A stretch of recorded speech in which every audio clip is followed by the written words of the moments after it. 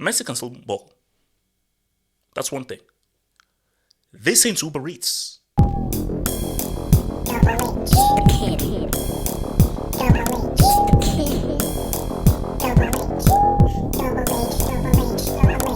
Leo Messi off to the MLS in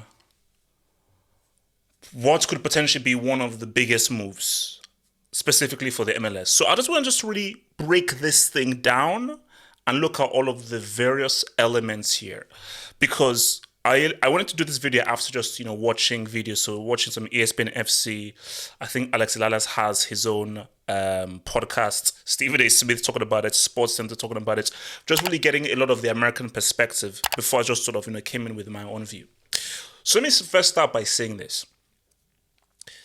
There hasn't been a player of this quality arrive at the MLS since Pele. Think about it. What? There's not been a player this good, this profile, come to the MLS since Pele. And when Pele came into the elements, I think it was the Cosmos, New York Cosmos, I believe. When he came there, it was similar. It was very similar. Way after what he'd done top tier as a player, because really his peak years were really the 60s, and of course, all ending and culminating in 1970 at that World Cup. So he came in to the MLS just to vibe out. But it was still Pele, a guy people considered the greatest player of all time. So it's similar to Messi, another player that people consider one of the greatest players of all time, leaving all of his peak years, coming off from a World Cup and so forth, now coming into the MLS, and that is why it's such a big deal. It is a big deal, but there is like an asterisk there. Surface level, because we'll deal with surface level, then we'll now go into the nitty-gritty, but surface level, this is a big deal. This is a big deal, because this isn't the same as Beckham. And that's why I wanted to see what people said, because people were really comparing Beckham coming through, and I wanted to get the American perspective what Beckham meant. David Beckham, I don't consider him a football player. He was a specialist at a particular skill, which was set pieces and crossing. He was not a good football player. He wasn't. Anybody that's watched him play, the guy was not a good football player. So him going to MLS was like, okay, he's famous, he's popular, there's a posh spice tax there. And I think him combining with posh spice and everything, okay, this is now the Hollywood thing. Hence why it made sense for him to go to LA. But it was never going to move the needle footballing wise, because all he's bringing is just popularity and an image. But what we're talking about is, can we get football to be a lot more popular in America? That's the thing. And Bex was not going to do that.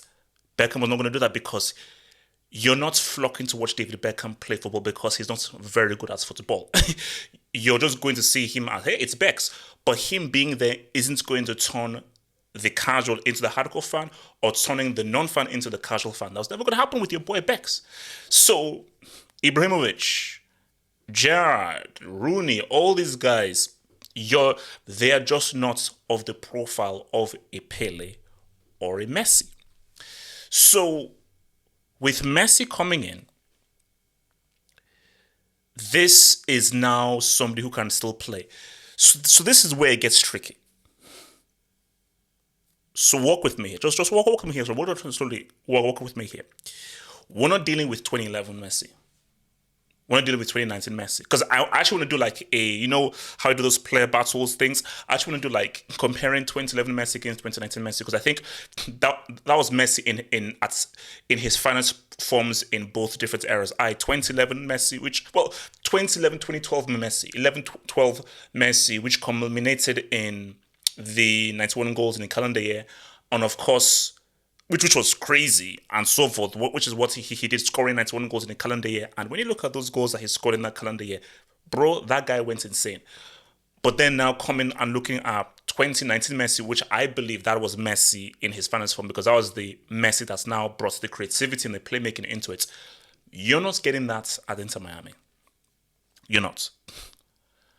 So by me saying that, it's like, okay, well, if we're not getting the footballer, the amazing GOAT footballer here, then what's the point? But we have to now do the math here. Messi can still ball. That's one thing. This ain't Uber Eats. So I think what we overlooked in Uber Eats was its PSG are just so overpowered. Was never a crap league. The whole talk of Uber Eats and calling it Uber Eats was it's a one team league because one team is so overpowered and so over talented. But this is the league that gave us Mbappe, Bernardo Silva, Fabinho, Hazard, and so forth. So, and the defenders there are very tough and very physical. So it is still a quality league. That ain't the same for the MLS. So Messi as a 35, 36-year-old, let's even look 36, Messi as a 36-year-old is going to perform because the standard is far worse in the MLS than anywhere in Europe. These are just the facts. So why this is more than Beckham is you're now going to come and see this guy do some crazy things. You're not going to see some guys do some like, wow, that's amazing. So he may not do it with the same speed, intensity that he did as a 21, 23, 24, 25, 26, 29-year-old, 31-year-old. But because his football was never predicated on speed or physicality, he is still going to bring a level of technique that's going to really wow people. So that's the key thing there. But the convo that we all wanted to have here was, does Messi coming change the landscape of football in America? Let's save that to one side. Before we deal with that, let me first deal with this first. I said this was a great move because, again, like I told you before, like I got into this whole football thing, I wanted to be an actor. So my dream was to go into Hollywood, be an actor, win the Oscar, blah blah blah. So, and I've been watching films for as far back as I can remember. So I've always dreamt of Hollywood. And again, before I loved football or movies, WWF, forget WWE, WWF was my thing. So I've always had this kind of romanticized view of America, Showtime, glitz, glamour, larger than life, comic books, all this kind of stuff. So I said to myself that, like months ago for Messi, the smart move is the MLS. Based on where you are right now, at your age, the whole competitive thing is behind you. You can't keep competing your 36 to 37-year-old. If you want to just have fun and also maximize your profits post-career, the American markets make so much sense. Because this one now where it gets interesting. You see,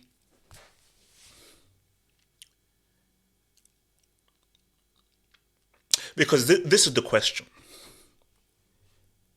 Can you get to a stage where football is top 3 sports in America?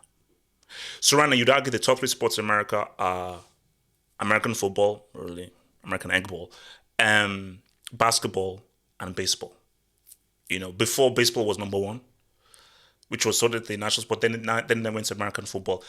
Basketball has always just sort of been thereabouts, although people will say that even if basketball has either been third or second, I think basketball is now second, where it used to be third when baseball was big. I think everyone will agree that basketball is the most famous American sport outside of America. It is the most global sport out of America.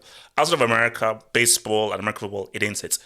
Go to almost anywhere around, whether it's Africa, Asia, Europe, you will see a basketball court and you see guys playing basketball. There are Is it two? No, yeah. There are 2 basketball courts literally down from where I am. Literally, there are 2 basketball courts down from where I am, and there are guys every other day, if the weather's good, playing basketball. So the question is, can Messi coming into the MLS generate massive interest in the sport? And that's a tricky one. Again, I'll answer that afterwards. Let me first deal with this. This move is perfect for the Copa America next summer and, of course, the World Cup. Because what America wants is to generate massive interest for the World Cup. And here's the thing, without Messi, there'd already be interest because I think the World Cup now has transcended football, if that makes sense, because the World Cup has just been seen as a global event. So people, even if they know nothing about football, because it's just seen as this global cultural event with a mesh of cultures, it's become bigger than just, hey, do you know football? You don't really need to know about football, really, or the intricacies of football. Just go and root for your country and just see and mesh well with other different cultures. So the World Cup in America is going to be insane. Because I remember my first World Cup was the 94 World Cup. And that was my first ever World Cup. And that's my first major tournament because my first UCL was, of course, the 95 UCL. But my first World Cup was the 94 World Cup. And I just remember watching the opening ceremony and just how crazy it was because it was always sunny. All the matches were in the day. And it was just like, wow. And look at what they did in 94. I can only imagine with better tech, more technology, Apple now coming into the foray right now. Just imagine, just on a streaming, broadcasting, presentation level, what America are going to do in 2026 is just going to be freaking insane. Now, why they're 48 teams, okay, look, it is what it is, but it's going to be freaking insane. So Messi being around here, I think it builds up even greater interest beyond just the standard interest you'll have of there being a World Cup because he is so famous. He brings so many eyeballs. He generates so much interest in the biggest sport on the planet. Him now being part and parcel with advertising for the Copa America and, of course, the World Cup, I think is going to even boost things even greater because 100% America will be like, bro, whatever bag you want, we just need you to help sponsor and spearhead and generate even greater interest in the World Cup in America. And this now coincides with my final point. Does Messi's arrival coming in here, will it lift up interest in football that can be lasting? And it goes back to the very start of this video, which was Pele. I think Pele got things moving. Because before Pele, football didn't even freaking exist. It did not exist. It was not a freaking thing. Pele coming in, he was the genesis of just football just existing in America and really got the MLS really. It was a catalyst for the MLS. Okay, here's now something. Let's now get the ball rolling now, and let's now, because this is now Pele. This is someone that is now known, but it's never really picked up, and it's lagged way behind baseball, American football, and basketball. But as people have said, it's a seen growth, but MLS are not attracting top talents, really. Because for you to now compete with Europe, you need to be attracting the Mbappes, the Musialas, the Pedris, Hendricks, and so forth, Vinny's and everything. And they're not really doing that. Skriniars, all these Konates, all these dudes who are now young, up and coming top players in their positions. But I think that's so because it's a hard question to answer. Like, initially, I would say that it will change things, but I don't know. Now I'm doing this video, I don't know, because initially I would say no, because I feel that the infrastructure is so messed up, and I just think that there's not much of a willingness to really change how hard it is to play football, because again, from the stories that I'm told, soccer moms and how expensive it is to even play football and how it's not really accessible to the poorer immigrants' kids. Because I've always said that America should be the first team outside of Europe and South America to win the World Cup because of the amounts of immigrants that come into America. Because America can build a team of the best South American talents, European talents, African talents, based on the amount of immigrants that come through. So, but I just feel that Pele and Messi, that's why they're just sort of combined. And I feel that why I think there's a chance of the needle being moved is this ain't Bex. This ain't Ibra. This ain't Gerrard. This is Lionel Messi. And I think by him coming in, it's going to generate so much interest. Because I think a lot of people thought, wow, this guy, well, Barca was unfeasible, but he rejected 1.5 billion to come here. And I think if he comes and he just balls to a degree, does something to a degree, just give me a solo goal. Give me a goal out of the box. Give me that Messi-esque goal. Give me that Messi crazy pass and an assist. Give me that super free kick. If that happens and we're now seeing highlights of the crazy things that he's now doing, maybe it will now push people to be like, okay, make football accessible, because that's it. What is needed here is not necessarily, hey, MLS attracts up European talents. That's not going to happen. What is needed is change the way football functions in America. Football is the common man's game, which is what America have never really understood. Football is the working man's game. Like football, that's look at where most footballers come from. Like this ain't tennis, where you need a bit of money to say this ain't tennis.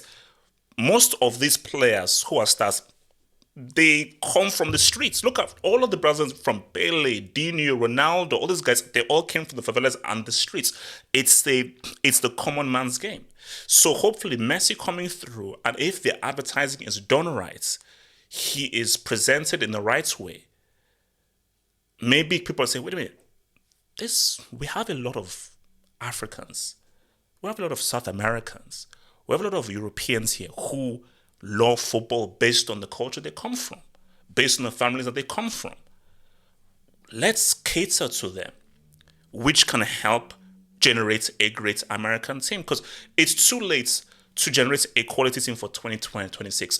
But for 2030, if you now start doing the work now, when Messi comes, America can actually have a really good quality team for 2030 if they start now. So I think and as far as Messi goes, look, bro, it's I've always said it's the right move. It's Miami. Shout out to Mario Gigeli. You know, I keep on saying it's Mario Gigeli tax. Once you put in the Mario Gigeli tax, it changes everything. And I mean, I'm just saying. So once you just realize that it's America, it's Miami, there's no language barrier, you're looking at the lifestyle, he's already been there before already, you're looking at quality of life, it makes so much sense.